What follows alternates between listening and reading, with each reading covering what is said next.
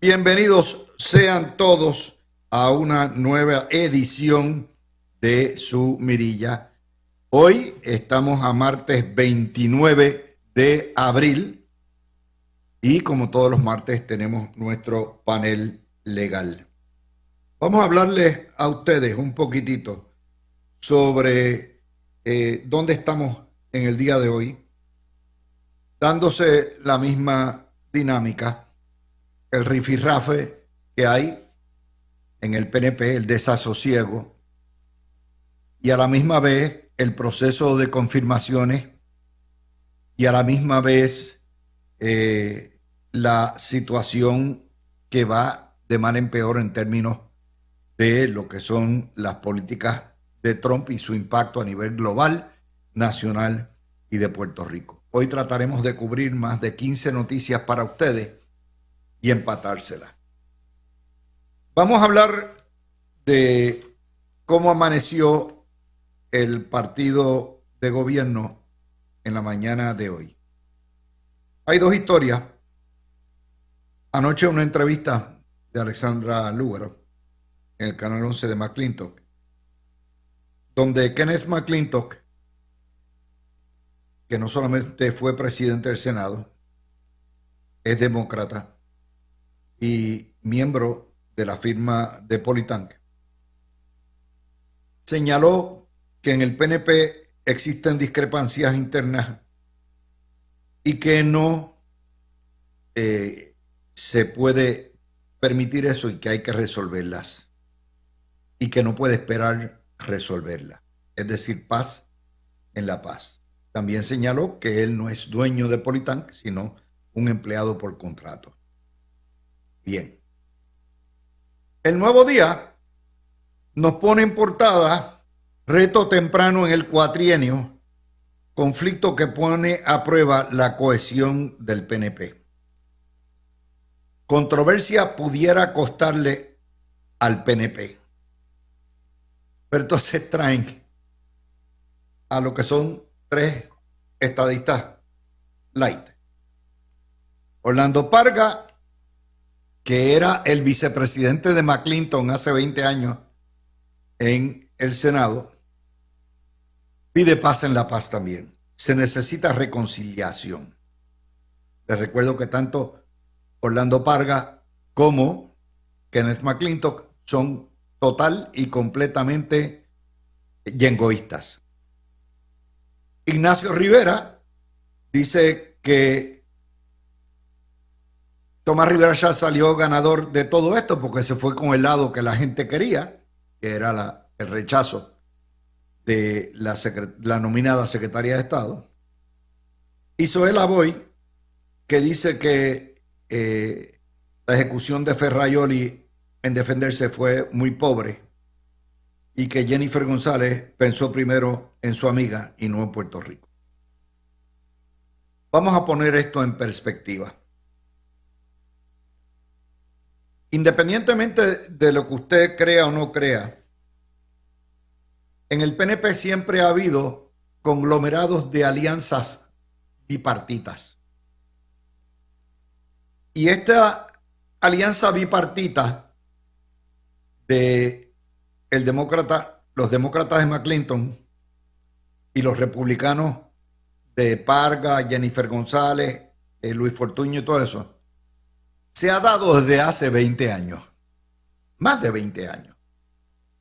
Tan pronto fue derrotado Pedro Rosselló en el año 2004, más que derrotado, el Supremo le robó la elección, pero eso es otro cuarto de hora.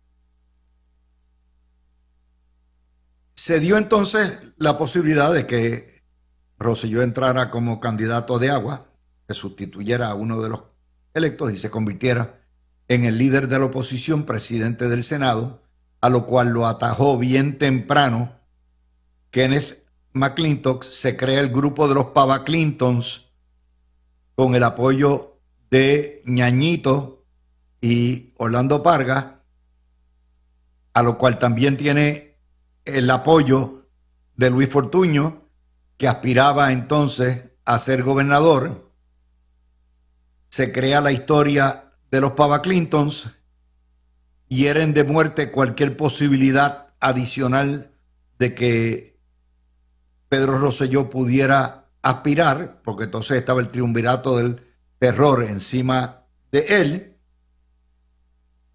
Y eventualmente no solamente controlaron el Senado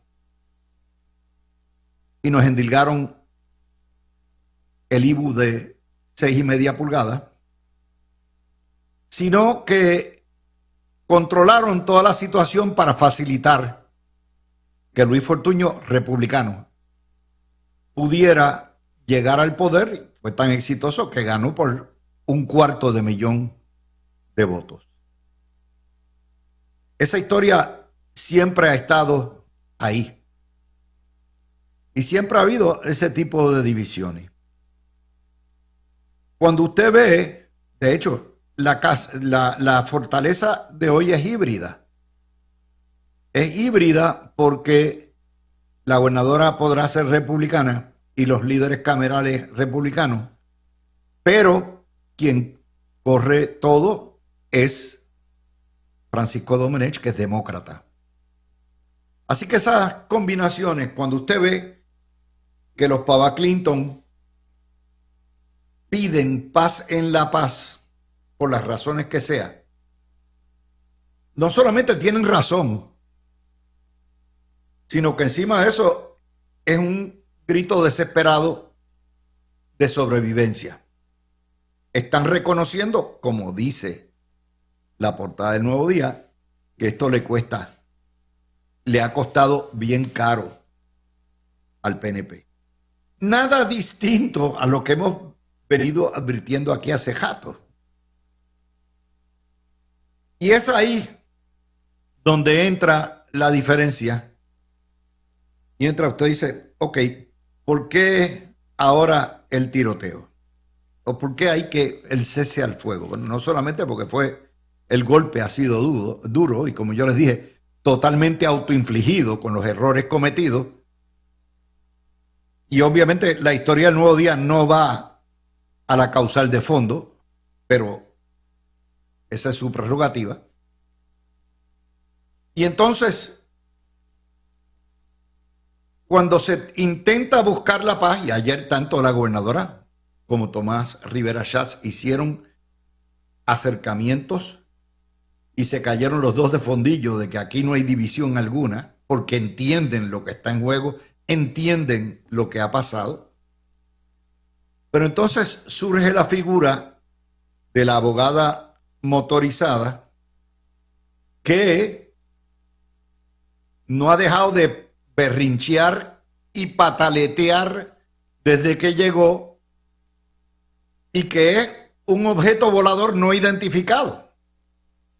Aunque la abogada motorizada es parte del equipo, esta vez la voz legislativa de Jennifer González, y la representante de la delegación extendida en el Senado, no ha dejado de montar garata. Y en un momento como ayer, que fue un momento termonuclear por el retiro de la licenciada Domenech, en vez de aportar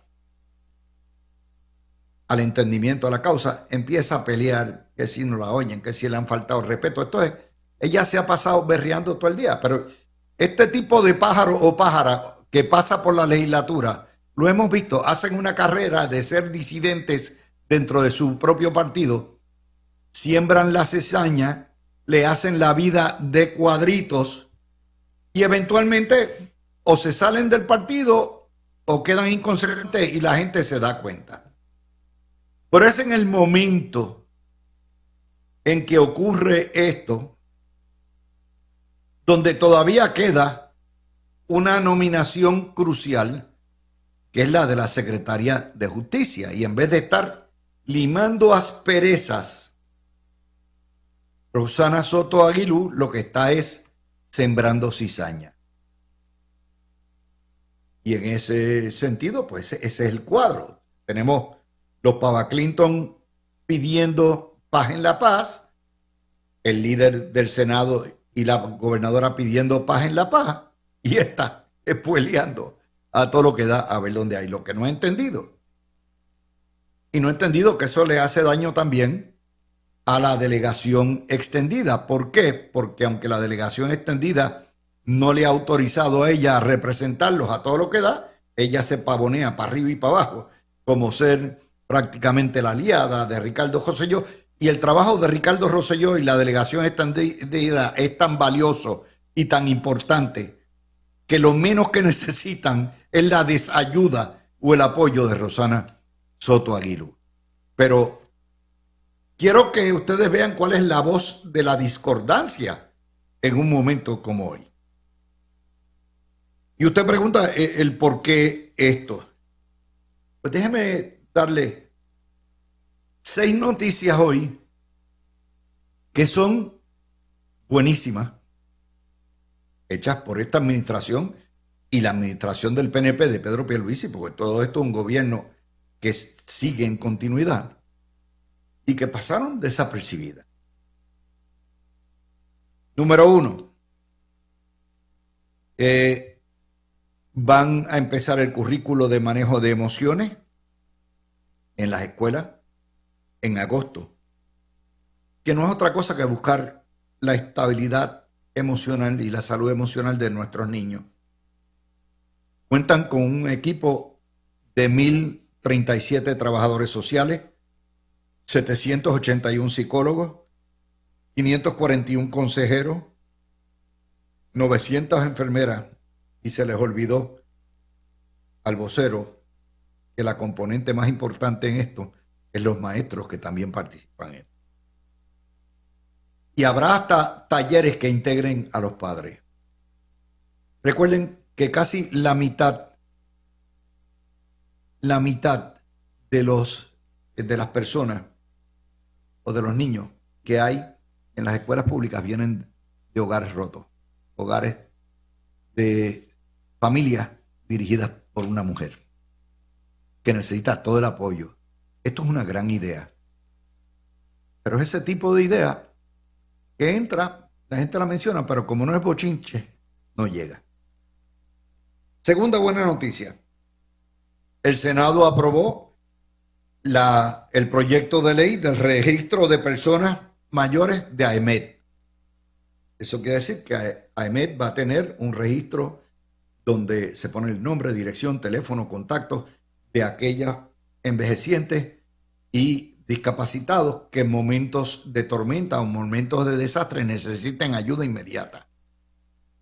Eso es una idea de la gobernadora. Eso es parte de la misión de la gobernadora, de traer, y del PNP, ayuda para los viejos. Tercera nota, El Nuevo Día, página 20. Bonanza en el turismo el primer trimestre.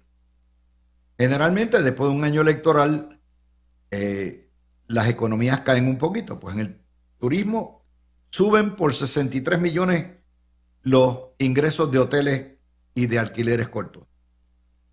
Hay un aumento de 10% en los pasajeros. La residencia de Bad Bunny ha triplicado reservaciones para el trimestre más flojo, que es el de las lluvias, agosto, septiembre, octubre. Oh, perdóname, julio, agosto y septiembre. Y eso es bueno. Y eso es producto no solamente del trabajo que se está haciendo en esta administración con Carla Campos, sino también del trabajo que se hizo en la administración anterior de Pierluisi. Pero nuevamente, nadie, eso no importa. Otra nota que es positiva, el Senado aprueba la resolución 111 para investigar el manejo de fondos públicos en las agencias, lo que es el ejercicio del deber fiscalizador que tiene una rama legislativa. Es una buena medida. Y finalmente el FBI, nuestro FBI, diligenció esta mañana en coordinación con la policía 30 órdenes de arresto por narcotráfico y carjacking.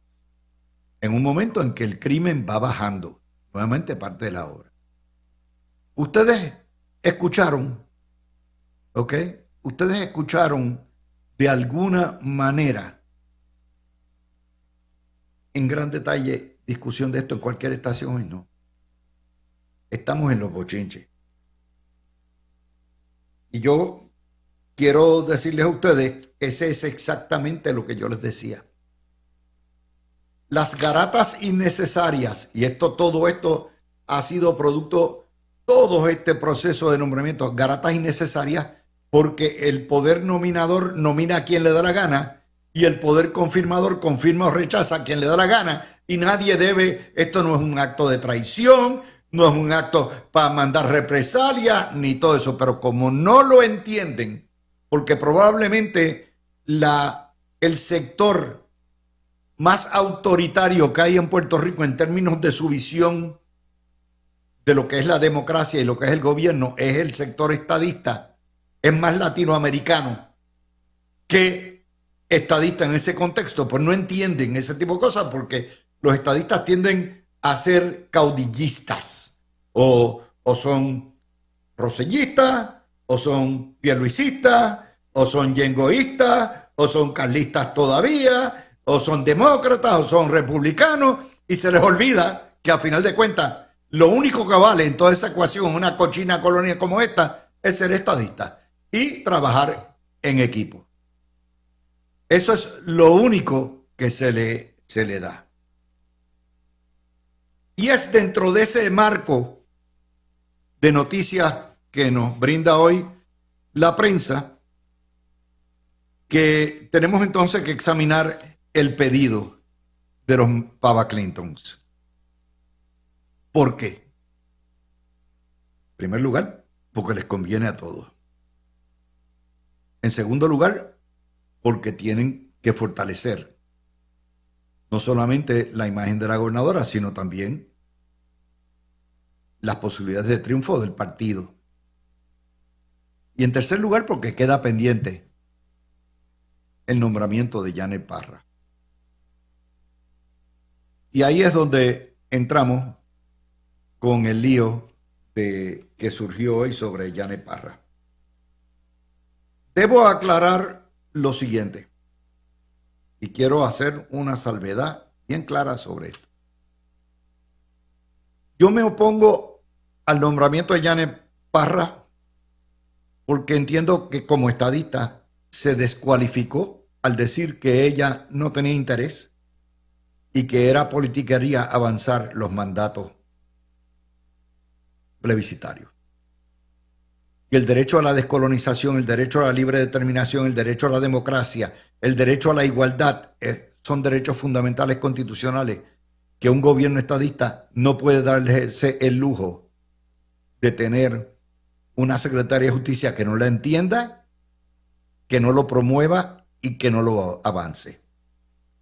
Ahora, mi objeción ideológica no tiene nada que ver con el carácter de la licenciada Parra, a quien no conozco, pero entiendo por referencia que es una mujer honrada, íntegra, preparada, profesional, religiosa y honesta. Y en mi libro, la honestidad va sobre todo. Habiéndoles dicho eso, también les digo que la licenciada Parra tiene derecho a todo el debido proceso de ley legislativo, a enfrentar las preguntas y a que se le trate con justicia y con la verdad. Todo el derecho, como se lo dieron al mediquito, como se lo dieron al de recursos naturales, como se lo dieron a la licenciada Ferrayo. Y ella es como Vitola, ella se defiende sola. Y hoy surge el último bochinche en la avenida, que es que nos indican, Juan Oscar Morales ya ayer había dicho que había ordenado a sus fiscales a exigir videos de cámara del Senado de la fecha del 2 y el 3 de abril para supuestamente tomar represalias contra los que testificaron en contra de ella, que sería el equivalente a tomar represalias contra un soplapito, un whistleblower, alguien que denuncia a alguien. Y supuestamente un allegado pidió los videos. Y ahí surgen dos cosas, y me gusta dar siempre el crédito, lo saca Rafael Lenín López en el Canal 2, una historia de que supuestamente se trasladó una de las fiscales de Humacao, que supuestamente fue a testificar en contra de ella, y se la envió a la Oficina de Integridad Pública y Asuntos del Contralor. Ya vamos a entrar sobre eso. Y hay una carta predatada o postdatada, como ustedes quieran ponerle, del día 1 de abril, donde se hace el traslado. Ok.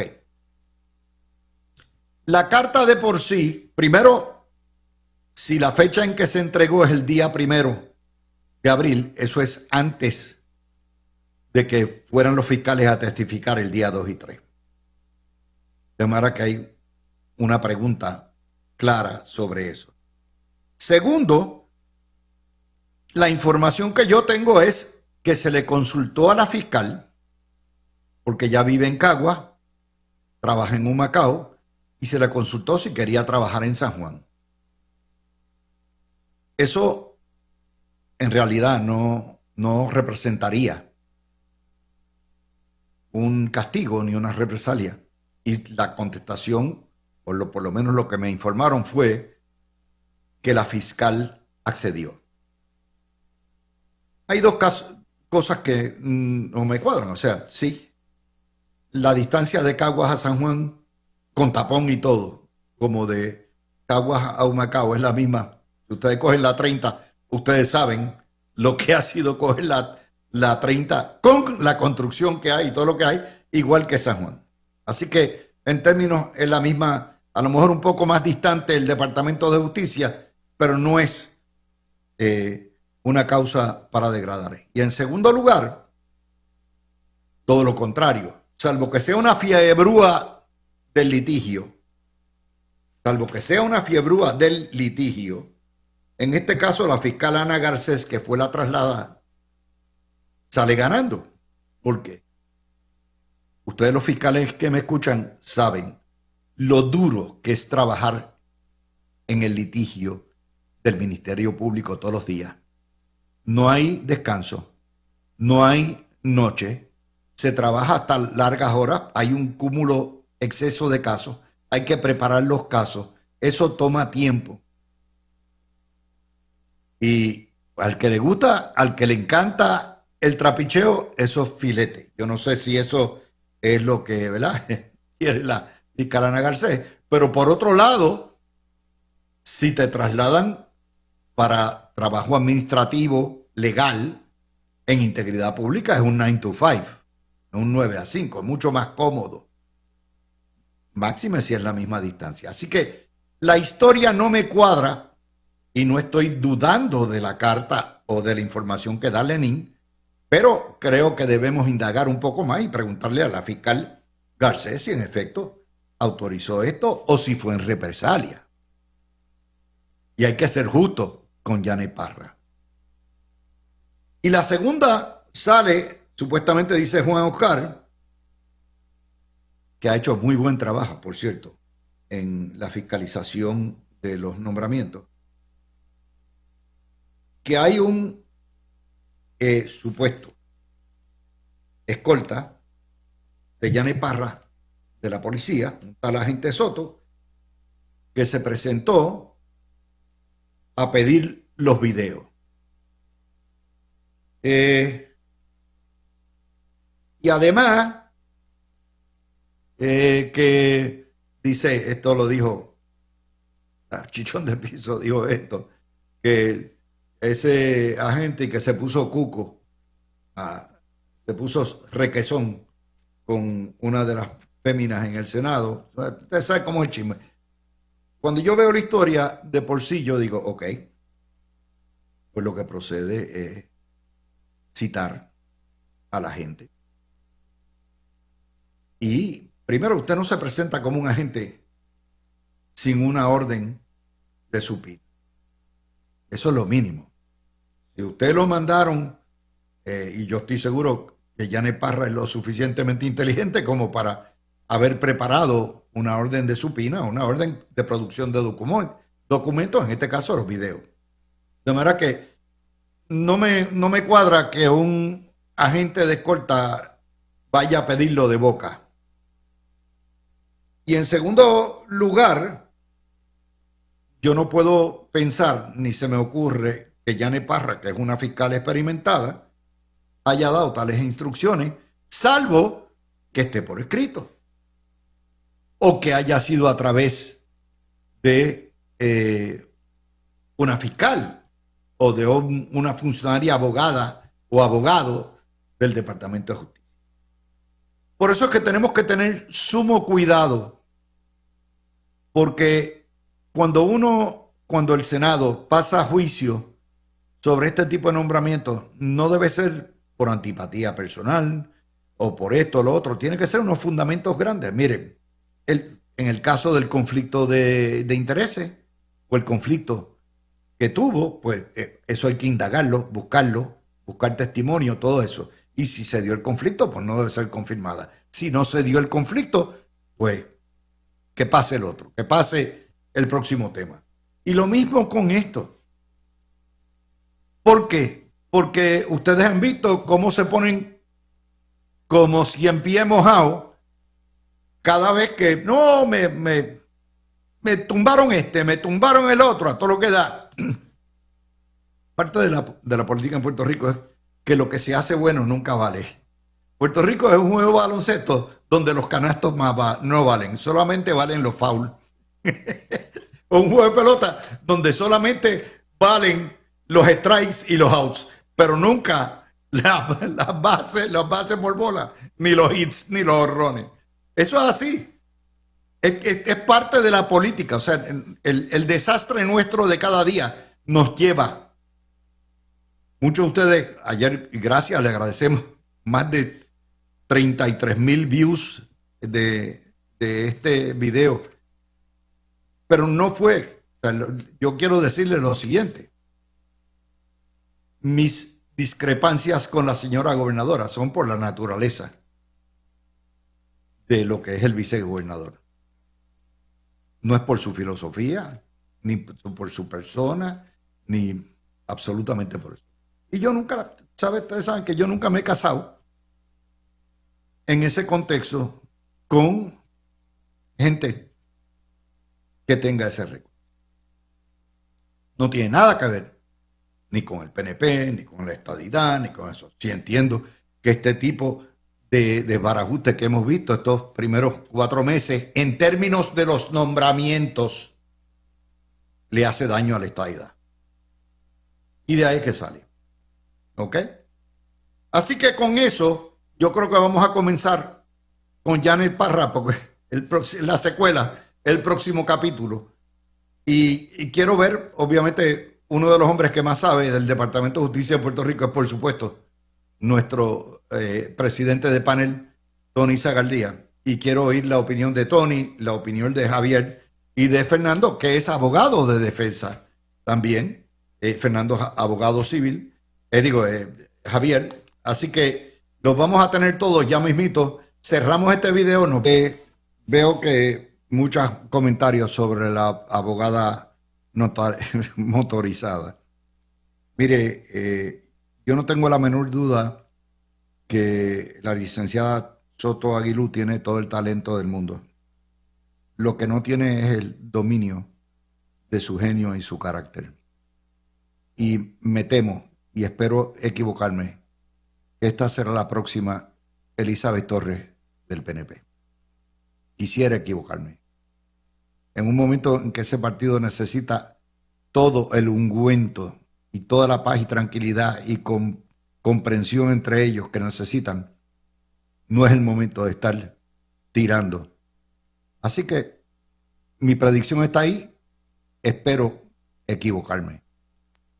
Son dos cosas. Bueno, Vamos con el panel. Tony Zagardía, cuéntame, ¿dónde estamos? ¿Qué hay? Saludos, Luis. No soy No ha Tony. llegado Tony todavía. No Ok. soy Tony, estoy aquí con Fernando. Y pues Tony todavía no ha llegado, pero estamos aquí listos. Pues vamos a empezar contigo, Janet Parra.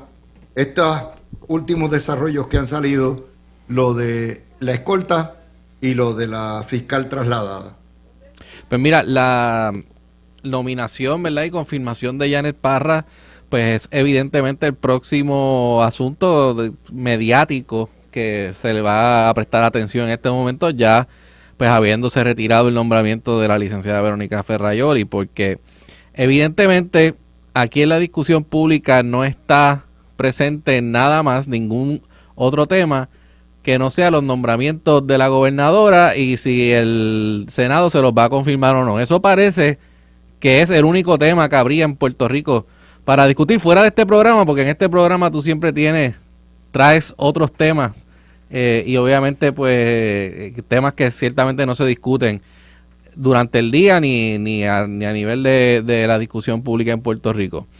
Así que ahora pues tenemos el asunto de Janet Parra, que como que se había calmado y verdad, todo daba a entender que quizás esa reacción al principio del nombramiento y luego cuando tiene su vista, etcétera, de si finalmente iba a ser ella una de las designadas de la gobernadora a la cual iban a colgar, como que esa se había disipado un poco y el foco de atención obviamente se había movido a Verónica Ferrayoli y ahora pues como que regresa acá. Esto es ahora esta información que sale.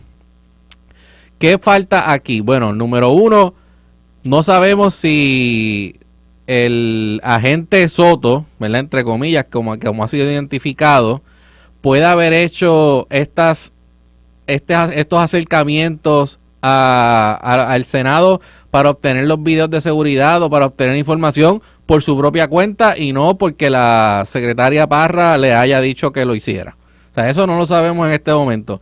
A mí me parece que salir con esta información sin estar corroborada, sin darle la oportunidad a la designada que se exprese sobre el asunto, pues un poco a destiempo, ¿no? Me parece que deberían primero darle la oportunidad a ella de que explique todo lo que tenga que explicar relacionado a esto. Eso viene. Bueno, debería venir. Y hasta ahora, si de algo no se le puede acusar al presidente del Senado, es de darle la oportunidad a todos los designados de que se expresen y ¿verdad? Y digan todo lo que tengan que decir y lleven toda la información que tengan que llevar. Igualmente, los que están en contra de la designación hacen lo propio. Si esto es algo que la designada ordenó a la gente hacer, ciertamente es impropio y ¿verdad? Iría hacia el carácter o la evaluación del carácter de la designada. Así que yo por ahora lo único que puedo decir es que esperemos a que ¿verdad? Se aclare toda la información. Bueno, Luis, por aquí tenemos Fernando, tú eres abogado de defensa, de manera que esto es un dime y direte. Yo nunca había escuchado que una escolta estuviera autorizada para radicar un supina, pero tampoco hay un supina. No sé. Mira, buenas tardes. Aquí tenemos ya a Tony. Me alegra saludarte, Tony. 2 semanas sin verte. ¿Se te fue el catarro? No, el catarro y después un envenenamiento de marisco también. Anda, el cara. Está salado. En mi pueblo le dicen otra cosa, pero...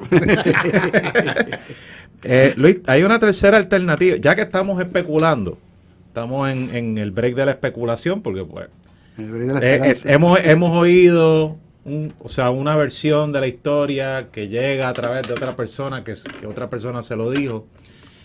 No sabemos ahora mismo qué pasó, pero hay un tercer posible escenario, que esta persona, que ya mencionamos el apellido ahora, u otro, se haya ido rogue y haya actuado como con la idea de complacer a su jefa y conseguir información.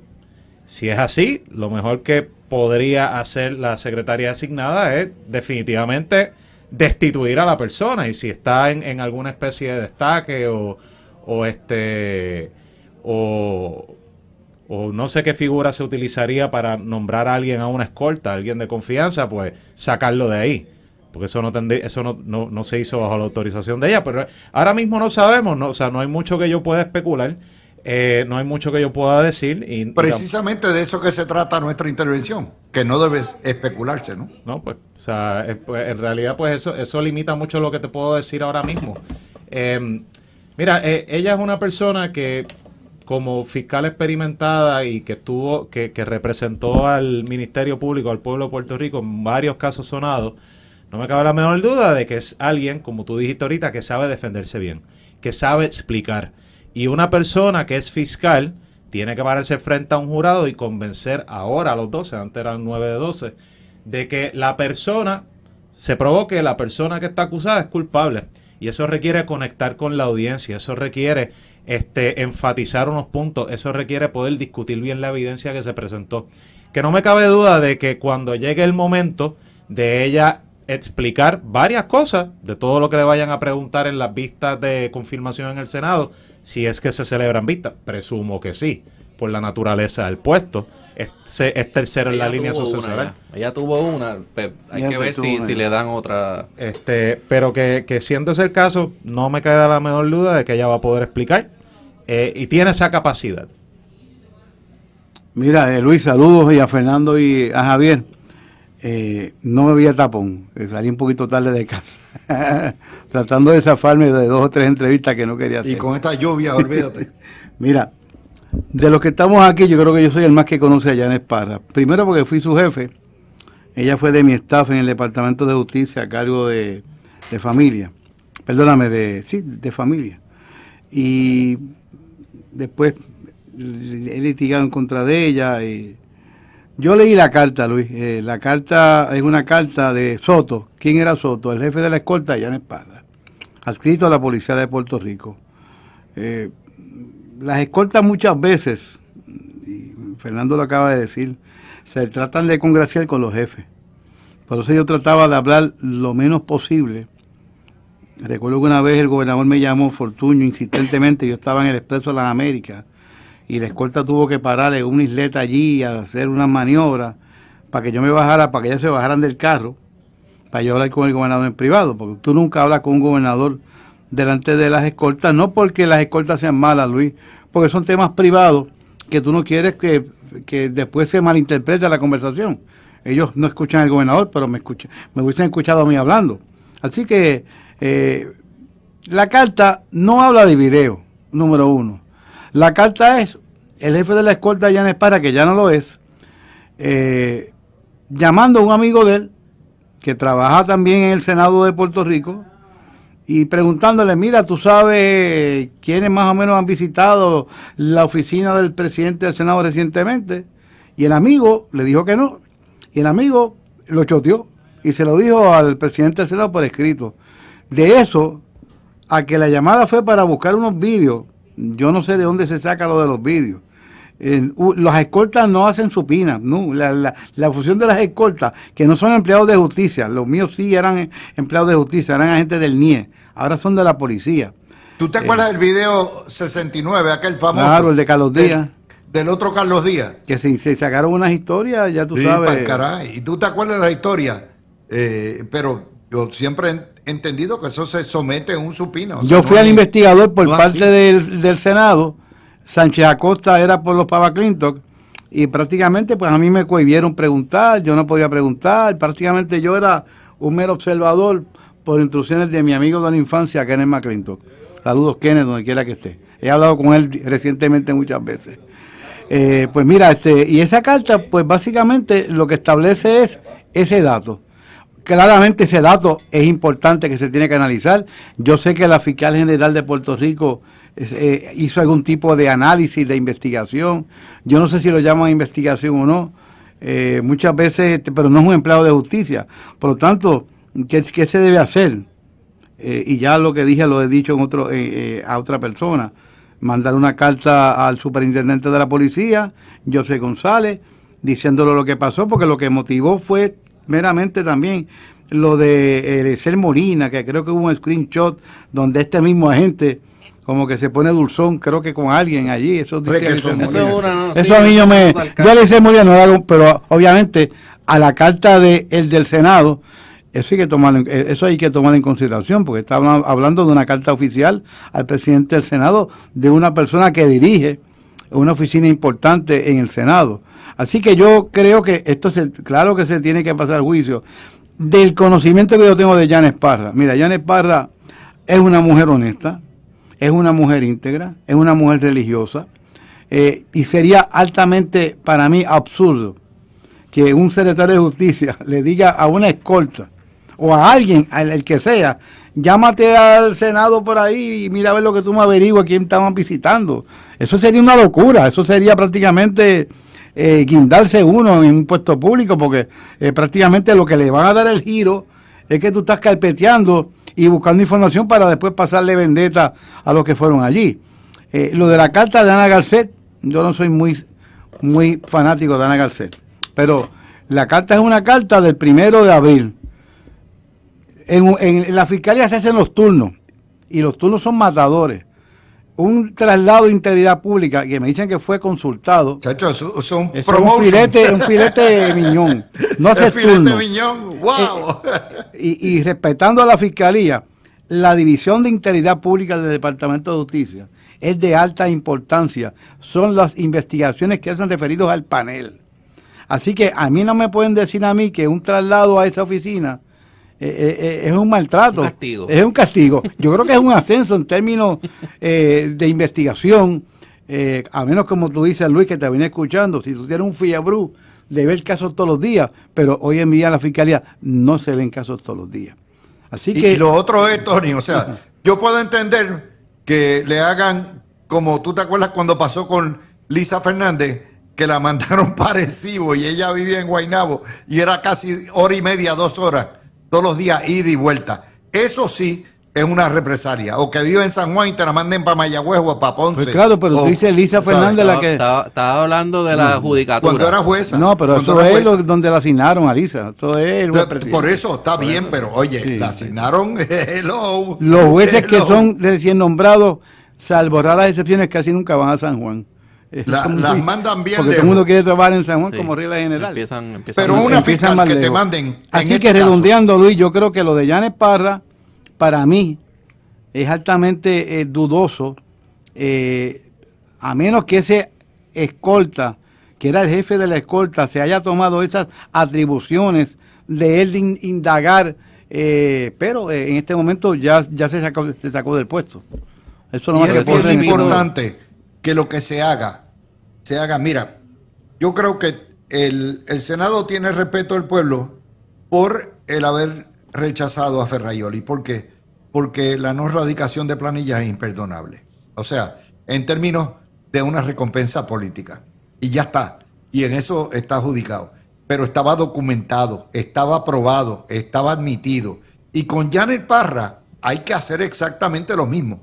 Si la van a aprobar, la aprueban porque el récord demuestra que está capacitada y no tiene ninguna lacra. Yo tengo las diferencias ideológicas, pero le tengo que señalar. Ustedes se acuerdan lo duro que yo le di a Domingo Emanueli y yo terminé estando mal. Domingo Emanueli fue bastante buen secretario de Justicia. Déjame hacer una pregunta antes que Javier que iba a decir algo. ¿De dónde sale la información de que hubo una petición para unos vídeos? Porque eso se hace por escrito, eso se hace por un supina de un fiscal.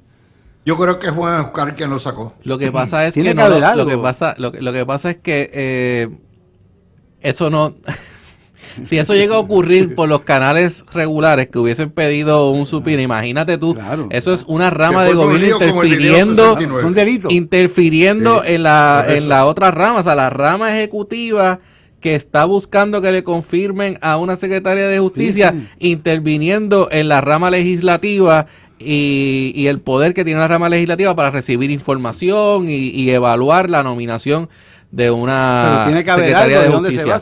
Pero por eso dije en mi primera intervención que estaba a destiempo esto, porque no está la posición de Yanes Parra aquí en ningún lado, en la información que se ha sacado. No está la posición de Yanes Parra, que ha dicho Yanes Parra sobre esto, si ella fue la que lo envió o no lo envió.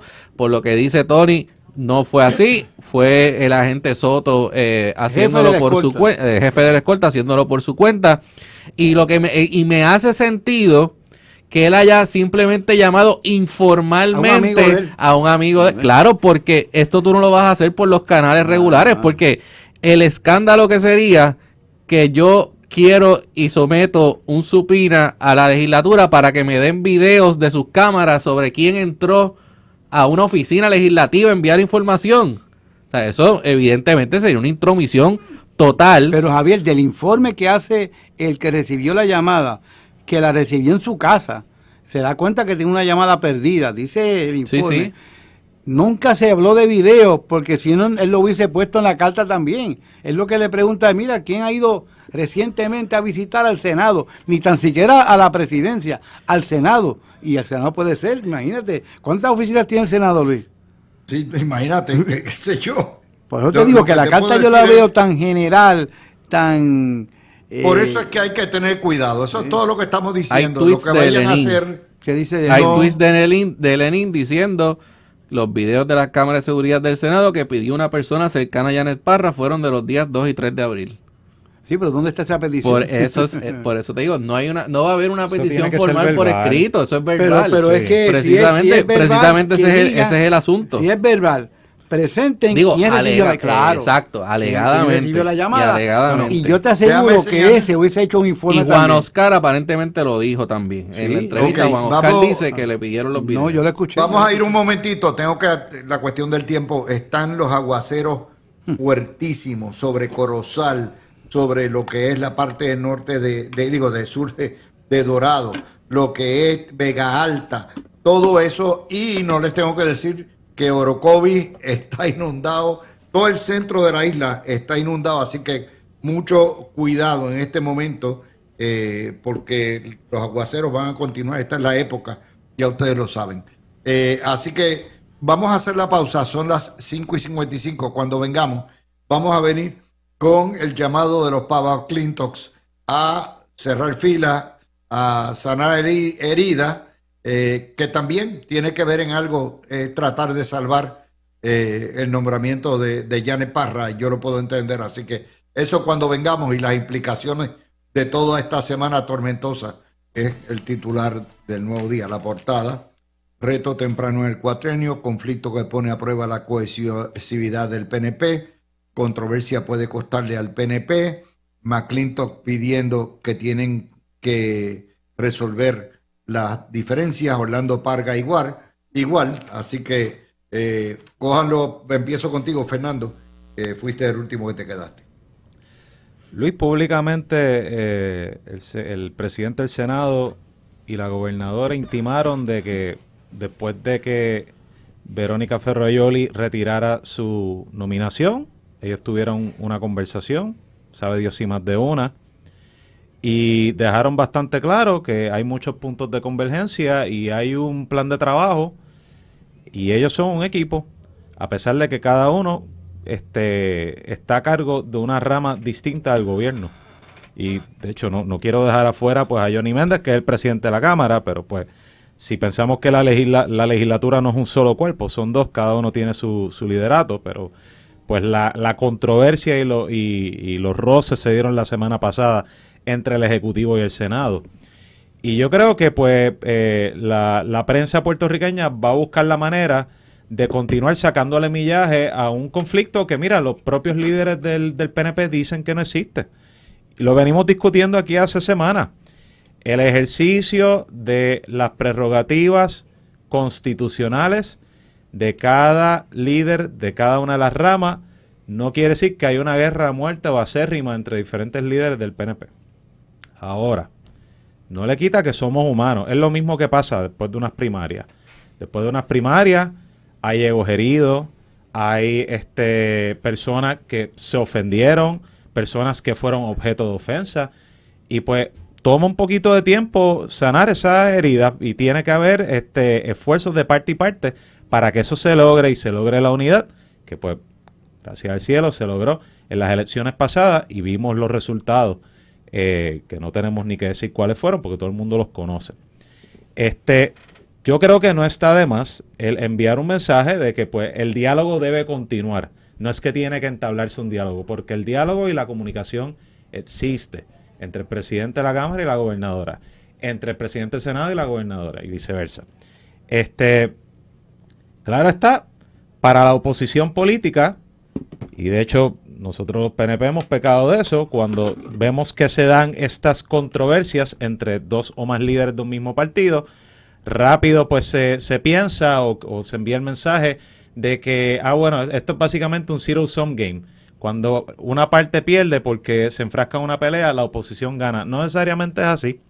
Y nuevamente, aquí no hay una pelea, no hay unas diferencias irreconciliables.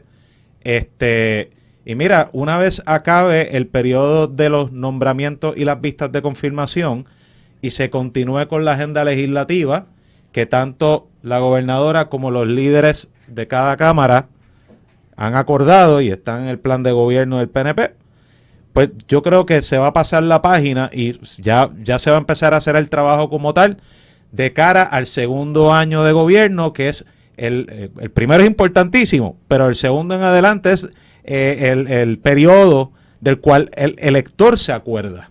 O sea que ya yo creo que pronto vamos a salir de este periodo y el público pues va a poder entonces juzgar al PNP y a sus líderes por los logros que se van a poder adjudicar y atribuir. Javier, antes que nada, les tengo que dar, hay un aviso de inundaciones en el Río Grande de Manatí, desde Barceloneta, Manatí, Ciales, todo eso en la montaña, así que pendientes todo el mundo a las inundaciones en el día de hoy. Javier. Mira, ya ayer en conferencia de prensa le preguntaron a la gobernadora que cómo fue el asunto y su comunicación con el presidente del Senado cuando retiró el nombramiento de Verónica Ferraioli, y ella dijo, bueno, lo llamé, él me contestó, nos saludamos, hola, ¿cómo estás? Sí, voy a retirar el nombramiento, y dijo, yo no le voy a dar información a ustedes exactamente lo que hablamos, pero la realidad es que hablaron. O sea, hay comunicación, o por lo menos hay una línea de comunicación que no podemos tapar el cielo con la mano tampoco y pensar que aquí no ha pasado nada y que, ¿verdad?, nadie está molesto y que todo es peaches and cream. No, tampoco así. O sea, hay un punto medio entre la debacle que están algunos anticipando y que están hablando, inclusive alegados PNP que entrevistan como expertos en El Nuevo Día hoy, y que el presidente del Senado mismo hace un tuit, un buenos días, básicamente diciendo, bueno, estos son los alegados PNP que están hablando ajá, sí, todos los que leyeron el periódico saben quiénes son.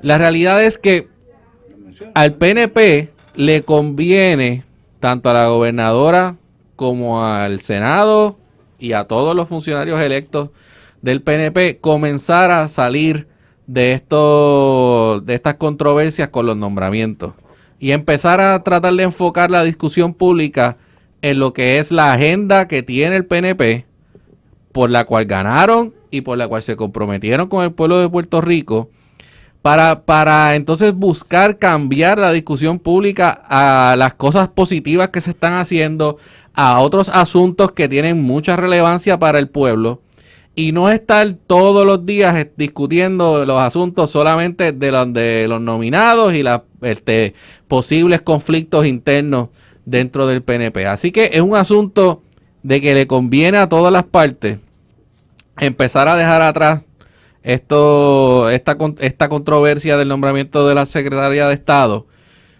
Inclusive también un mensaje a algunos que todavía están enfocados en la primaria y que todavía hacen comentarios sobre funcionarios de la pasada administración de Pedro Pierluisi, etcétera. A los estadistas allá afuera no les gustan esas cosas, y menos a estas alturas. La página de la primaria se debe pasar, la página de esta controversia de la Secretaría de Estado se debe pasar, y deben comenzar a buscar cómo moverse hacia adelante y empezar a discutir otros asuntos que son de mayor importancia para el pueblo. Tony, tú eres ahí el más canas que peina. Algunas, pero poquito es más todavía. canas que peina, así que ponnos tus 5 Mira, Luis, chavitos. estas cosas siempre han pasado.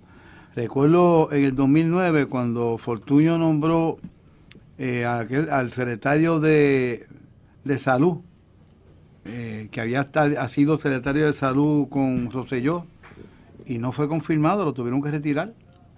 Salud, Educación, creo que no, fue Salud, de los que fue secretario bajo Pedro Rosselló. Siempre en la relación Senado-Ejecutivo, en términos de confirmación de nombramiento, siempre hay uno que otro que da problemas. El 93% de los candidatos que han sometido hasta ahora han sido confirmados, dicho por el presidente del Senado. La secretaria de Estado, unos pensaban que debió haber sido confirmada, otros que no. El Senado ejerció su función constitucional, pero el gobierno no se puede paralizar. Ahora tenemos la controversia con Yanes Parra. Pues Yanes Parra habrá que pasar juicio sobre las alegaciones.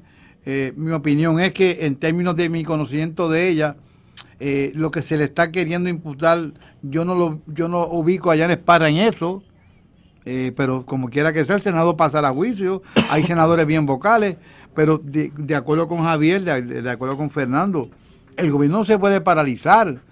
Yo creo que después que se salga de el secretario del Trabajo, que creo que no ha sido confirmado todavía, Justicia, aquí debe haber una conferencia legislativa donde se habla en privado de todas estas cosas que están pasando. Mira, el problema de Luma hay que resolverlo y eso se está trabajando. El problema del recorte de fondos federales hay que atenderlo también. Así que, pasado estos asuntos que laceran, claro que laceran las relaciones, el que me diga a mí que la gobernadora está contenta porque le hayan no confirmado a Verónica Ferrayoli o que la tuvieron que retirar. Ella no va a estar contenta. Tiene que estar sentida con el gobernador. Cuando Sila Calderón nombró a Ferdinand Mercado a la presidencia del Tribunal Supremo, que por un voto no se confirmó, y fue el voto de Roberto Prat, que la gobernadora lo llamó a Fortaleza y no le dijo, oye Robertito, qué bien tú te ves. Le habló duro y dicen que los jamaqueó. Pues esas cosas pasan, pero después los gobiernos siguen funcionando. Gracias a Dios que estas cosas de las nominaciones, de las confirmaciones, es a principio de cuatrenio. Luego de que salgamos de estos nombramientos, y falta todavía Contralor, que asumo que va a ser un nombramiento también, porque va a Cámara y Senado también. Así que mi mejor consejo, resuelvan las confirmaciones para un lado o para el otro, se reúnan, el país no se puede parar, porque la prensa, que son como hienas, en el sentido que cuando huelen sangre, atacan, porque la hiena te ataca muchas veces cuando te ve moribundo. Y no le den más sangre a la prensa para seguir buscando controversia, porque a medida que las controversias surjan, autoinfligidas muchas veces, Luis, por el mismo gobierno, es bingo, porque entonces lo que se plantea al país es que no se está trabajando por las controversias que la prensa está resaltando. Mira, la criminalidad que ha bajado, y yo te escuché, tienes toda la razón. ¿Alguien ha tocado el tema de la criminalidad? ¿Alguien ha tocado el tema de las cosas que está haciendo José González? No, porque solamente Nadie. le interesa a la prensa Pues, cuando la criminalidad sube. Cuando sube la criminalidad, la reseñan.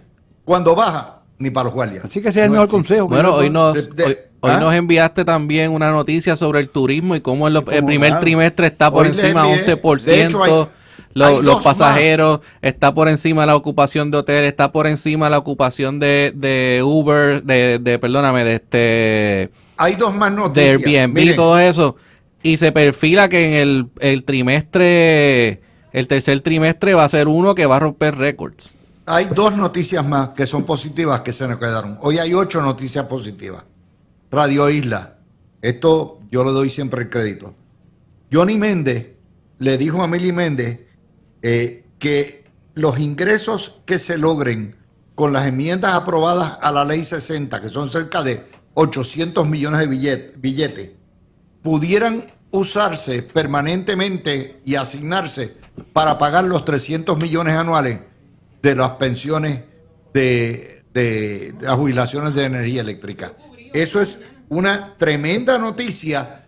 Claro, la Junta es quien tiene que aprobar esa, pero se están buscando alternativas, decir que no. Hay otra nota que también es buenísima y surge también de todo esto, y es lo siguiente: el Instituto de Libertad Económica logró que la gobernadora y el PNP aprobara una ley que prohíbe que las juntas examinadores rechazan solicitudes con antecedentes penales para licencias profesionales una vez la persona que solicita ya ha cumplido su deuda con la sociedad. Y eso lo logra, obviamente, el Instituto de Libertad Económica, y gracias por notificarlo a Jorge Rodríguez. Es una buena noticia. Eso es una iniciativa libertaria que aprueba el PNP, que firma la gobernadora, que va a crear más empleos, va a abrir más a las profesiones, y poco a poco es que se va haciendo la cosa, Zambrana. No, y también hay movimiento en la legislatura ahora mismo para buscar la manera de darle fondos a un programa que es muy importante para nuestra comunidad de adultos mayores, que poquito a poquito se están convirtiendo en la mayoría porque tenemos una pirámide poblacional invertida, nuestra población está envejeciendo, nacen menos niños y los adultos mayores, que muchos, o sea, son una población vulnerable, necesitan un sinnúmero de ayuda, entre ellas el programa que popularmente se conoce como Ama de Llaves, y se está buscando la manera de llegar fondos de una manera continua para que a través de los municipios se pueda reclutar personal que vaya a las casas de estas personas y puedan prestar servicios, ayudarlos a asearse, ayudarlos a limpiar, a recoger. O sea, que se están haciendo muchas cosas bien positivas. Fernando, a que tú no sabías, yo estoy seguro que ustedes no sabían que en el municipio de San Juan, en el municipio de Bayamón y en Luma, tienen programas de registro para personas discapacitadas, ancianos, encamadas, necesidades, los que necesitan maquinaria y envejecientes solos para poderlos ayudar. ¿Ustedes no sabían eso? Yo no lo sabía tampoco. Mira, pero yo creo que eso lo discutimos en el cuatrienio pasado. Eso fue una iniciativa de Miguel Romero y él la sacó, por lo menos sé de la de San Juan. No conocía la de Bayamón. Y una vez San Juan, y una vez Bayamón y San Juan establecen su sistema, Luma lo abrió también. No sé si fue el año pasado o pero eso no se dice. Pero eso, o sea, y eso es importante porque los primeros respondedores van a tener una idea de a dónde ir. O sea, en caso de que esas personas no se reporten a un refugio en medio de un desastre natural. O sea, que son cosas positivas que podemos siempre resaltarlas. Voy con Mr. Trump. Hoy Casablanca, a través de su secretaria de comunicaciones, de prensa, Caroline Levy, le pasó el rolo a Amazon y a Jeff Bezos, que tiene los dedos amarrados, porque Jeff Bezos es el presidente de Blue Origin, que también es una de las compañías que disparan cohetes y necesitan franquicia desde Cabo Cañaveral o Cabo Kennedy. Bueno, pues le dijeron, Amazon quería, cuando usted busca un producto y el producto es importado, particularmente chino, ¿verdad? Pues le dice, este huevo de bolita y hoyo me cuesta 12 pesos, pero lo que es el arancel es 20 pesos más, así que se salen 32, y le iba a poner el precio total desglosado. ¿Y para qué fue eso? Se puso Trump como si en pie mojado, no pueden hacerme esto, la gente no puede saber cuánto le cuesta el impuesto de arancel que les estoy poniendo y que le van a pasar para adelante, y lo obligaron a echar para atrás, para que ustedes vean cómo está la cosa, como si fuéramos idiotas. Nosotros vamos a saber porque tanto Temu, ¿cómo que se llama eso? El que te gusta a ti, Javier. Tú cambias el nombre, Chamu. Chemu y Chain. Por cierto, todo eso te ponen el precio bien barato. Son websites donde tú consigues pues artículos más baratos. Consigue un calzoncillo transparente a 2 chavos. Vete a Ferragamo, mira, pero Digo, o sea, oye, a mí me encantó la propuesta de Amazon, pero poniéndome del otro lado. No, a un demócrata como Fernando, claro que No, le pero encantó escúchate, la propuesta de Amazon. esto posiblemente te guste, tal vez no, lo que voy a decir ahora, pero que entiendo que para la Casa Blanca eso es un tema bien sensitivo porque el discurso que han tenido sobre los aranceles es, primero, que de alguna manera los manufactureros foráneos lo van a pagar como bajando los precios. O de alguna manera, pues, de alguna manera el importador es el que se va a encargar de eso, pero no le va a pasar el costo al consumidor para evitar que el consumidor deje de comprar. O sea, se han dado varias explicaciones y pues viene Amazon y dice, mira, público, al final del camino nosotros te vamos a encasquillar a ti el arancel. Aquí vas a ver la cuantía para que veas cómo esto te está afectando. Oye, me encanta desde un punto de vista de transparencia, pero puedo entender también por qué Casa Blanca reaccionó como reaccionó. Pero no le conviene. Amazon tiene un poder comercial inmenso. Hay gente que dice que desproporcionado, porque digo, no quiere decir que hasta el menos que tiene, pero la inmensa mayoría de la gente que yo conozco, en mi círculo bien reducido, pide de lo que sea por Amazon. Y eso llega a todos lados. Así que, pues, por eso es que Amazon creó un mercado primero vendiendo un poco por debajo del costo cuando empezaron a vender artículos de todo tipo. Y al principio, si recuerdas, en Puerto Rico no cobraban el impuesto de ventas y uso. Igual en muchos estados no cobraban los sales tax. Y luego entonces pues finalmente hicieron unos acuerdos con diferentes estados, incluyendo después entonces a Puerto Rico y empezaron a cobrar sales tax, pero ya mucha gente ya estaba básicamente en buen castellano juqueado con Amazon y pues estaba acostumbrado a hacer sus compras así. Yo vi el video de la Casa Blanca, es una pregunta que le hacen al secretario se me olvida ahora el apellido, y estaba allí obviamente la secretaria de prensa de Casa Blanca, le preguntaron sobre esto de Amazon y ella, la secretaria de prensa, interviene y dice que esto es una movida política de parte de Amazon porque cuando la inflación se estaba básicamente en su punto más alto en la pasada administración, Amazon nunca escribió o puso en un precio, mira, el desglose de mira, este precio ha subido tanto por la inflación en el último año, y ese es el parte del argumento que están haciendo ellos de por qué es una movida política de parte de Amazon. Cuando la inflación, ¿verdad? De la pasada administración estaba alta, no lo hiciste. Pero ahora lo estás haciendo. Incluida en el precio base. Mira, está incluida en el precio base. Pero te estoy diciendo la verdad, el argumento de Casablanca. Además, el argumento de Casablanca también es, mira, esto no es tan sencillo como eso, porque parte de la política pública que está detrás de esto es lograr que esas jurisdicciones bajen sus propios aranceles que le tienen a los productos de Estados Unidos y tratar de traer manufactura, ¿verdad?, de vuelta a los Estados Unidos. O sea que es un asunto que la Casa Blanca lo ve como un ataque político. Obviamente los demócratas van a decir que no es un ataque político, que es simplemente estar informando al consumidor, pero yo entiendo el punto de los republicanos también. Esto es algo sin precedentes, es una movida que Amazon no había hecho nunca, entonces ahora lo está haciendo. Mira, yo le diría a Donald Trump, si tú eres tan bandido, por decirle de alguna manera, para hacer lo que le estás haciendo al pueblo, aguanta la presión ahora. Oye, cuando nosotros vamos a comer en un restaurante y nos dan el ticket, está todo desglosado.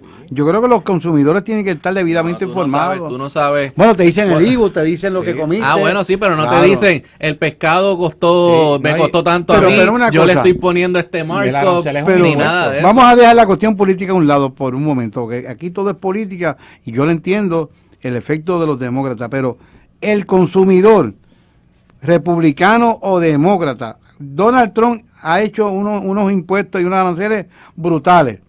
Y es bueno que el consumidor sepa, miren, esto que está haciendo este loco de la presidencia, le representa a usted tanto. ¿Cuál es el problema de Donald Trump si lo está haciendo?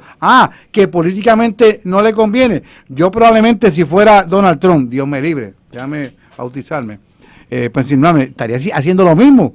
Pero en última instancia, ¿quién ha provocado esto? Donald Trump con sus locuras de impuestos.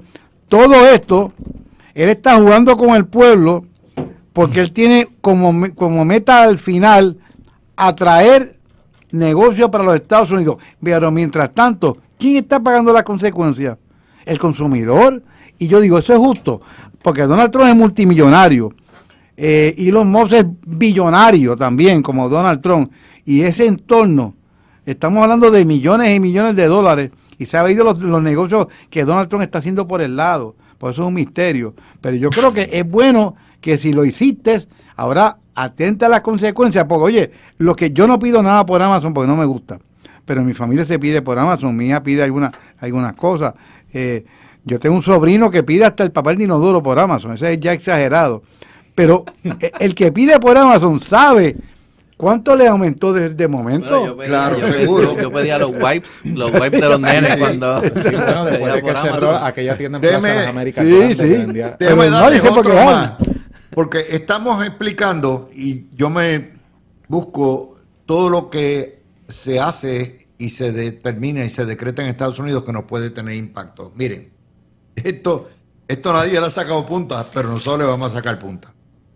Trump acaba de firmar una orden ejecutiva que no es nueva, que lo que hace es poner en vigor una directriz que ordena que todos los camioneros que sepan que tengan licencia en Estados Unidos para transporte y acarreo de mercancía tengan que aprender, tengan que dominar las destrezas de inglés para poderse comunicar, por supuesto, con los guardias en el comercio interestatal. Y eso tiene una razón, un fundamento de seguridad pública, no solamente en caso de accidentes, sino en caso de que un policía intervenga contigo en un caso de velocidad o de violaciones de tránsito y el chofer no sabe una papa de inglés, pues obviamente el policía no sabe una papa de español, pues ahí se queda. Bueno, ¿cómo va a traducirse eso a Puerto Rico? Si eso se aplica a Puerto Rico, nos quedamos sin camioneros. Bueno, aquí no, por lo menos aquí no tenemos interstate. Y si hubiese uno, preocúpate, porque yo creo que te lleva para Isla Lemón y de ahí para el agujero. Pero, mira, yo lo veo de la siguiente manera. Es una afirmación xenofóbica de Donald Trump. O sea, es una medida evidentemente anti-inmigrante y de hecho afectaría principalmente a varias personas, hispanos que son inmigrantes de primera o segunda generación, principalmente de primera generación, que son camioneros, puertorriqueños que son camioneros. Conozco a varios, dicho sea de paso, que tienen su domicilio en Puerto Rico, pero por temporada trabajan moviendo carga a través de los Estados Unidos en camiones y no dominan el idioma inglés, pero son ciudadanos estadounidenses nacidos y criados dentro de los Estados Unidos. O sea, el gobierno pues puede inventarse unas razones y decir que hay un nexo racional entre ese requerimiento que se va a inventar y una necesidad de promover la seguridad en las carreteras y qué sé yo. Pero yo no he visto que se hayan publicado reportes que digan que esto es un peligro inminente para la seguridad vial. Cuando un policía te para y el policía no te entiende, el policía te va a mantener detenido y va a buscar un intérprete, o te va a detener y te va a llevar al cuartel hasta que aparezca un intérprete y ahí va a bregar contigo. O sea que yo lo estoy viendo, o sea, yo no lo veo como una medida de seguridad.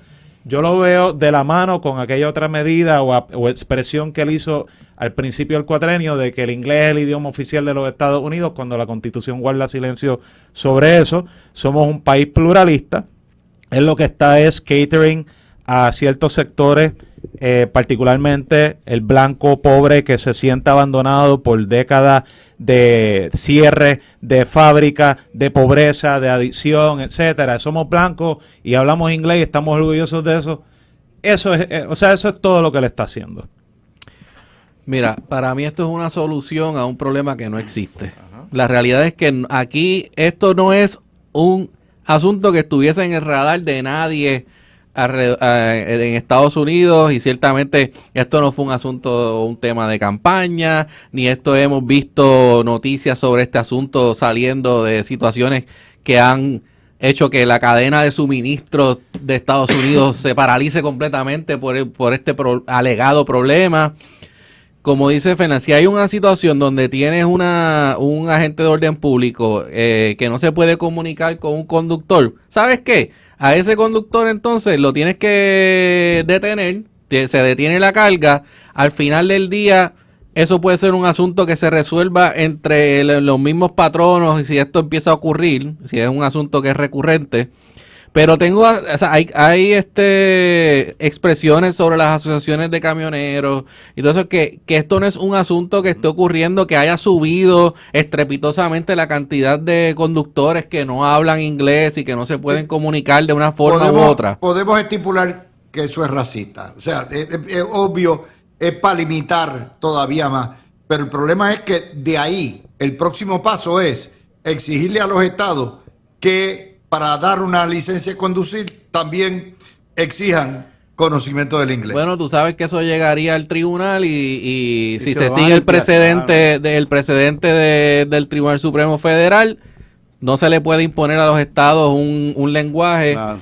Y al final del día eso sería una imposición del gobierno federal que estaría fuera de sus límites, ¿no? Pero aparte de eso, mira, el inglés sí es el lenguaje en el que se hace negocios en Estados Unidos.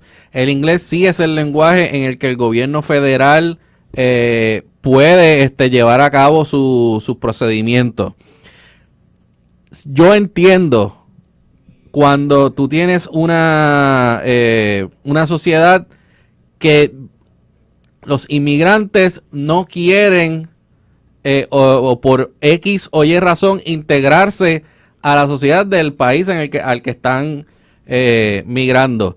Y yo entiendo que los líderes de ese país tengan todo el derecho a decir, no, espérate, aquí las cosas se hacen de esta forma y ustedes tienen que integrarse por lo menos en lo que es el lenguaje común y por lo menos en ciertas cosas. Yo no te voy a imponer una religión, yo no te voy a imponer otras cosas, porque verdad la Constitución no lo permite, pero sí ustedes tienen que hacer un esfuerzo también, los que vienen a Estados Unidos, por esto. Ahora, llegar a este punto de exigir un solo lenguaje, exigir inglés a los camioneros, etcétera, me parece que es... Voy a empezar con Tony.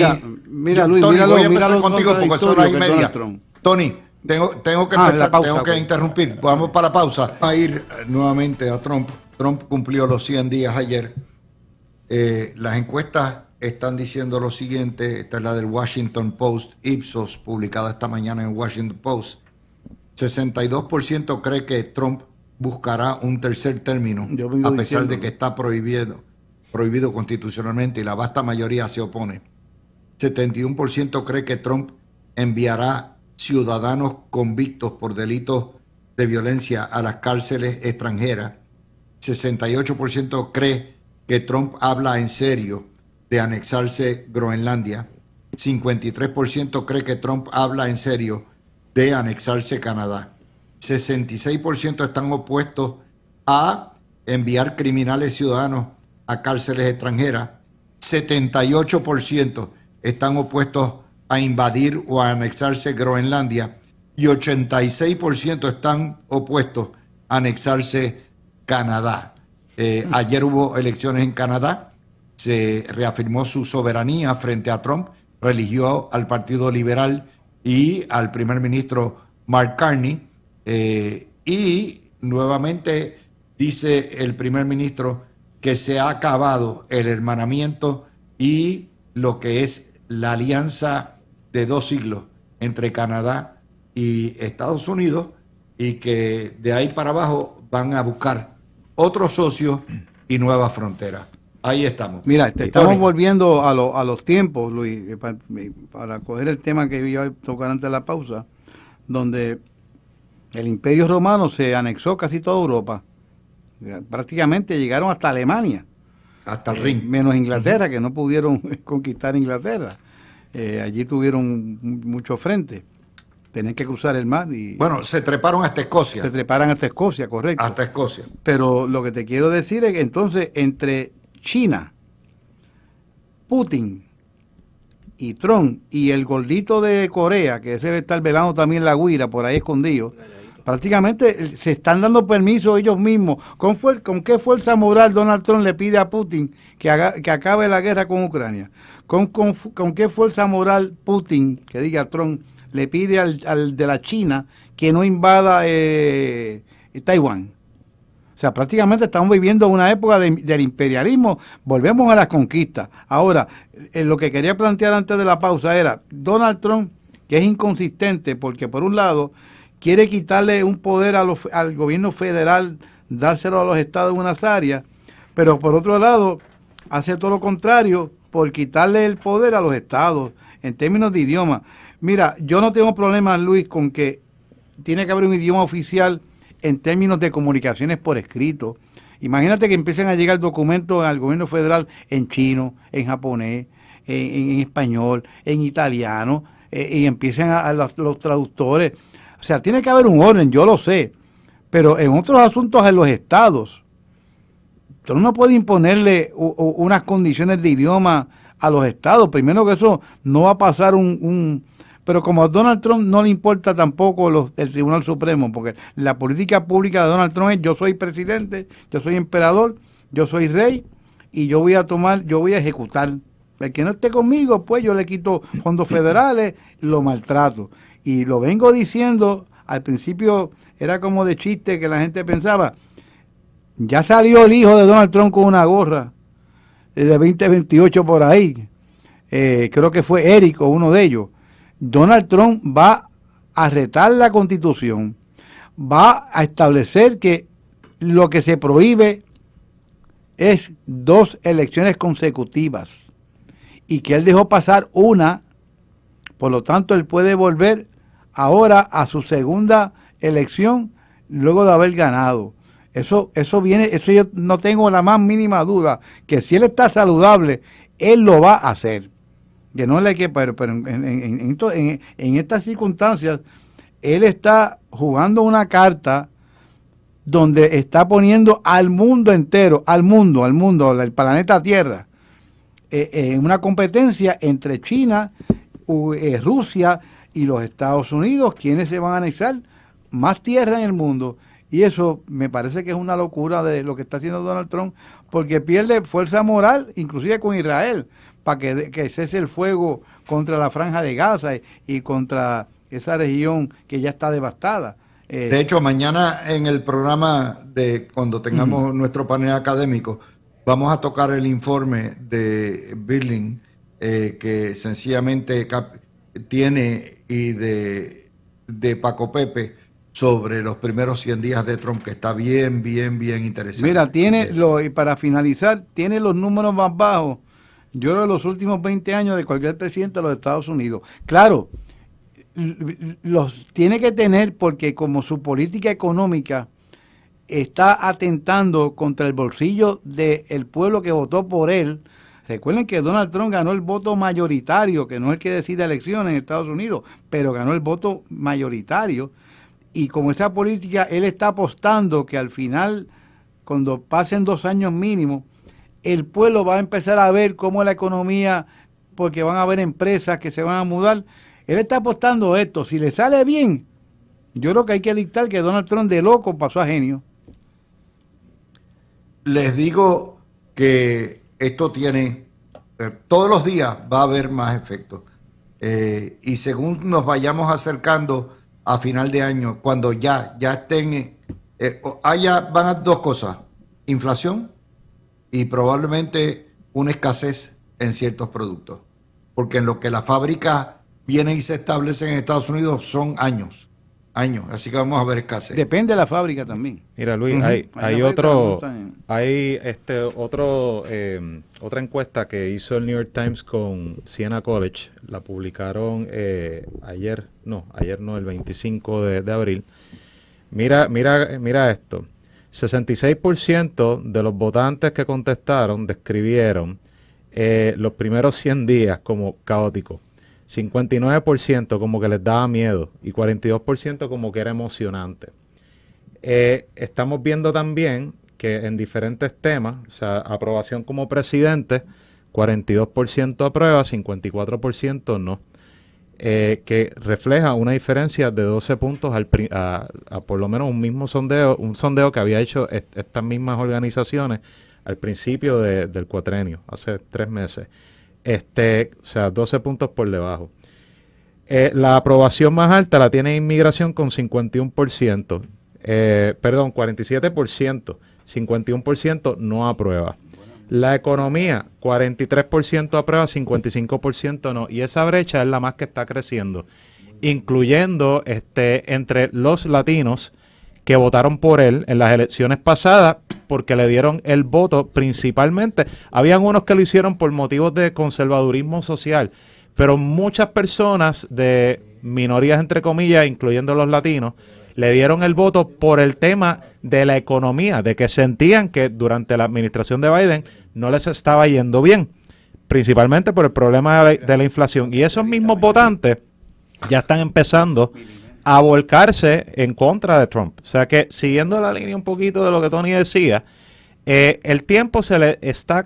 estamos nada más a 3 meses, pero el tiempo se le está acabando para que esto dé una vuelta de 180 grados y mejore o cambie, porque las elecciones de medio término ya son básicamente mañana. Y de hecho, las decisiones que se tomen hoy en cuanto a la economía y los aranceles, no vamos a ver los resultados de inmediato.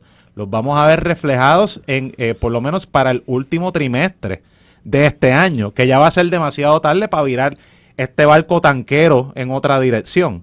O sea que el hombre básicamente apostó la casa. He bet the farm, como dicen en buen inglés. Y yo creo que, por más que digo, todavía tienen un poquito de tiempo para virar esto. Es más, yo creo, retiro lo dicho, yo creo que ya hicieron su apuesta. Y ahora hay que ver las cartas que el destino le va a poner sobre la mesa. Y yo estimo que desde el punto de vista de la economía nos va a ir mal. Y eso le va a costar las elecciones de medio término. Les traigo otro detalle. Hubo un caso que llora ante los ojos de Dios. Una indocumentada, madre de 2 niños que nacieron en Estados Unidos, la deportan para Honduras. Los niños son ciudadanos americanos. Y le preguntan, ¿usted se quiere separar de...? Imagínate, 2 niñitos pequeños, un recién nacido y uno de 3 años. ¿Qué es lo que usted quiere hacer? Ellos se pueden quedar aquí. Ella dice, pues yo no tengo quien me los cuide. Yo no tengo familia acá. Y la deportan con todo y niños ciudadanos americanos. Y uno de los niños recibe tratamiento para cáncer a través de Medicaid. Imagínense qué tragedia. Los medicamentos que recibe no los hay en Honduras ni se los van a enviar a Honduras. Así que ha sentenciado para todos los efectos prácticos a muerte a uno de esos bebés ciudadanos americanos. Luis, no había necesidad para eso.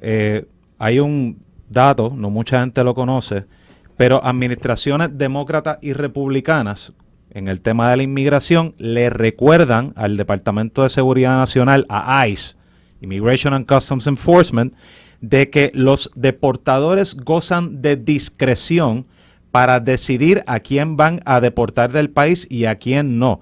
E inclusive ahora, al sol de hoy, con las instrucciones bien restrictivas y bien de mano dura que la Casa Blanca ha firmado y que pues la Secretaria de Seguridad Nacional y todos sus subalternos han abundado sobre ella, le dan esa discreción, le reconocen esa discreción a los deportadores de por motivos humanitarios críticos severos como no deporten a una persona a los Estados Unidos. Por eso es que este caso llora ante los ojos de Dios, porque este era el estereotípico caso que hiere la retina de un deportador que tiene ante sí una persona con un niño que se le está muriendo, que necesita tratamiento médico, que lo recibe porque tiene derecho a ello, porque es ciudadano de los Estados Unidos. ¿Cuáles son las alternativas en ese caso para...? La alternativa es que el deportador dice, mira, hay una orden de deportación en tu contra, pero yo no la voy a ejecutar. Hay un state of deportation. La voy a congelar en lo que esto se endereza. Y no lo hicieron. Y eso demuestra falta de humanidad. ¿Por cuánto tiempo la puede congelar? Lo pueden hacer indefinido según sea necesario. Condición. De caso a caso. Eso no está escrito en un libro.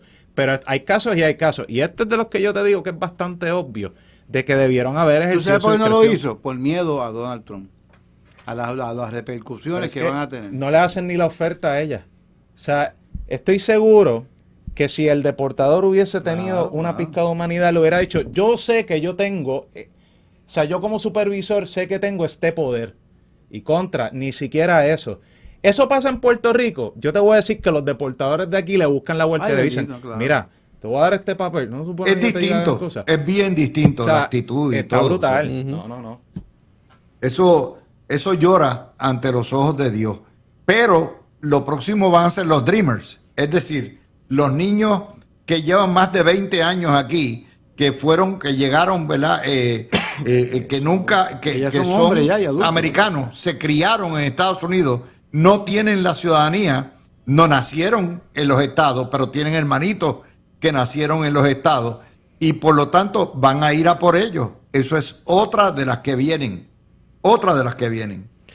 Bueno, Luis, ese asunto de los Dreamers lleva tanto tiempo que nunca le han encontrado una solución apropiada. Y obviamente todo esto tiene la génesis en que el Congreso nunca se ha podido, no se ha podido poner de acuerdo en simplemente enmendar la ley de inmigración, buscar una solución a todos estos asuntos. Ambos partidos han utilizado el tema como balón político y pues al final del día llega un gobierno que prometió cerrar la frontera, que prometió ejercer, ¿verdad? La ley que está ahora mismo escrita en los libros y obviamente pues vas a tener situaciones como esta. Yo estoy de acuerdo totalmente que si hay una discreción para tú deportar a una persona, como era en este caso, con unos hijos que son ciudadanos americanos, que están con tratamiento médico, oye, también hay un lado humanitario en todo esto. Y obviamente depende de, como todo andamiaje jurídico, depende del juzgador y de la persona que esté decidiendo en ese momento. Y en este caso, pues les tocó uno, lamentablemente, que no tuvo ese lado humanitario y no tomó la decisión, ¿verdad? Yo creo que más humana en ese caso. Mira, Luis, pero déjame, para seguir con Trump, entonces, y toda la secuencia de datos que han traído. Mira, Trump empezó su mandato, yo entiendo que está extremadamente positivo, con un montón de órdenes ejecutivas que estaban buscando implementar una política pública que él había prometido durante la campaña, llegando a acuerdos con México, con Panamá y otros, ¿verdad? Otras situaciones.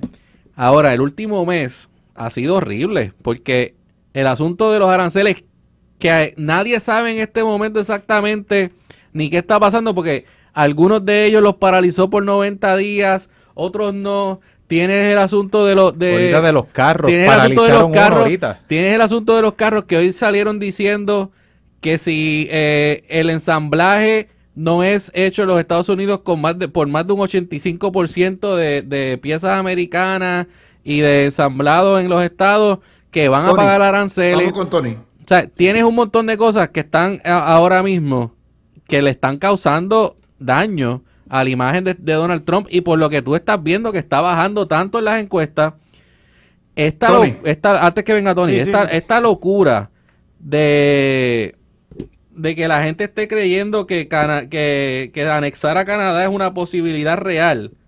O sea, eso es... No, la gente no se lo cree. O sea, la gente cree que él... La encuesta dice que sí se lo cree. Pero la gente está opuesta, 80% opuesta. ¿Por qué? Porque es violar la soberanía. Lo de que va a correr un tercer término, lo de que va a anexar a Canadá, lo de que va a enviar convictos ciudadanos americanos a Tony, pasar cárcel en un país permíteme un extranjero. segundito con Tony, por favor.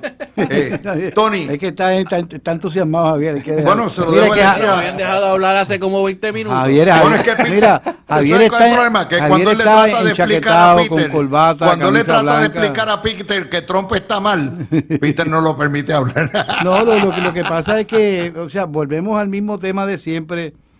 La política pública del presidente del presidente de los Estados Unidos es una política pública de retar el orden constitucional, de retar las leyes, de retar cómo es entonces que la democracia más grande del mundo, que está cometiendo estas barbaridades en términos de inmigración. Yo sé que los países tienen que defender su frontera, yo sé que tienen que defender que la gente se mete ilegalmente, pero estas barbaridades que tú acabas de decir de un niño que va a morir, ¿con qué fuerza moral vamos a criticar a Venezuela, a Nicaragua, a todos estos países, a Cuba, a estos regímenes que son totalitarios, cuando la mayor democracia del mundo está haciendo abusos con el pueblo que probablemente, y yo quiero hablar en términos generales,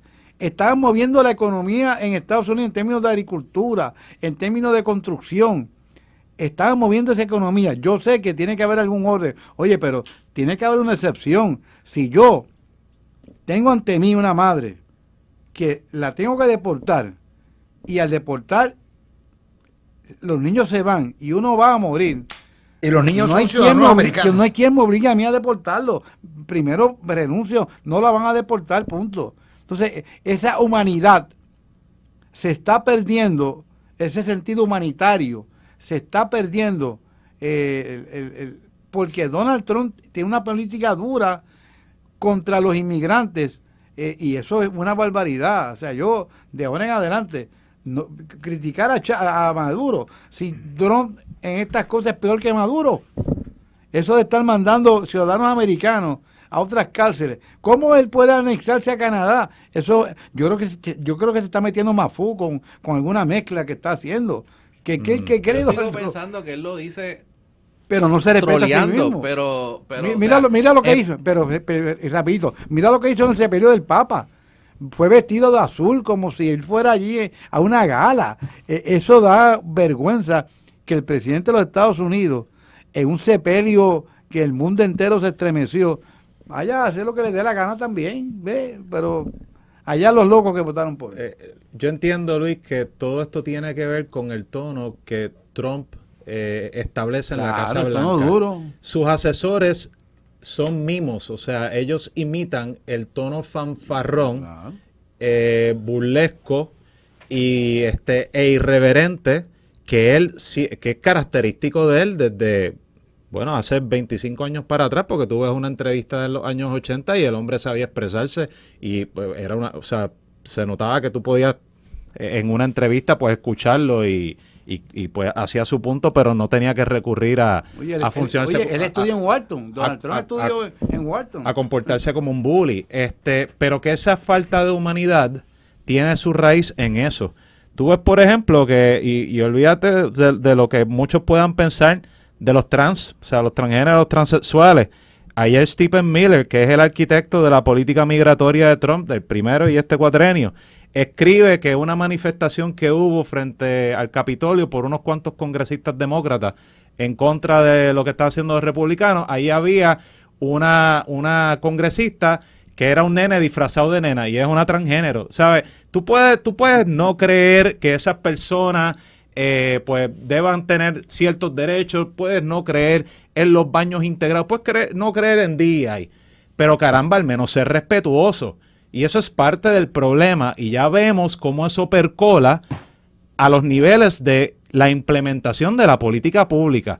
Por eso es que yo siempre no, desde el 17 para acá, yo he dicho que Donald Trump es un peligro para la democracia. Lo vimos el 6 de enero del 21, lo estamos viendo ahora y lo vamos a seguir viendo. Tenemos que cerrar, son las 55, por ahí viene el gran Falú, gracias a Tony, gracias a Javier. Y gracias a Fernando, mis amigos, gracias a todos ustedes por apoyar este programa.